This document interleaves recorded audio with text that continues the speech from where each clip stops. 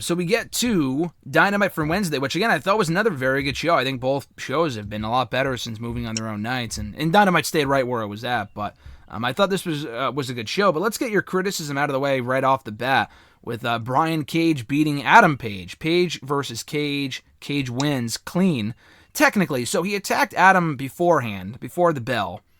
So that to me is why it was fine that Cage won, because I feel like, as we already established before we got going here, that I feel like they did this because they have to justify why Adam Page is not getting the next title shot at Double or Nothing. They have to have him drop in the rankings at least a little bit.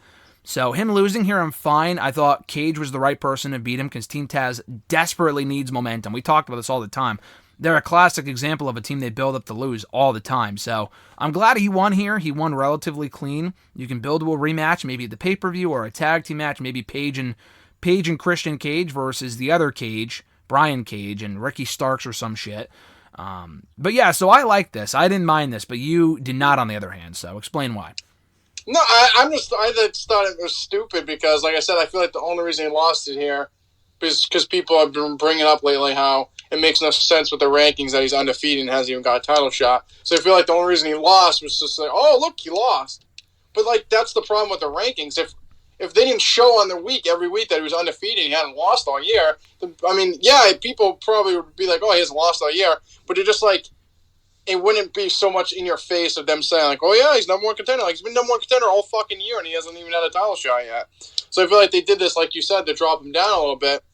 And, like, I love Team Taz. I mean, I couldn't be a bigger fan of them, but, like, I just feel like it's not like they're, like, on fire right now. Like, they're, like, one of the top heel teams, and, like, they, like, fucked him over, and they cheated a win, and, like, oh, like, they're a loser team. They haven't won anything that mattered in forever. Yeah, he won here, but, like, at least fuck Page and, like, have him, like, pull the tights or foot on the rope, like, cheat to win. He's a heel. He shouldn't be being one of your biggest baby faces clean in the middle of the ring. It is.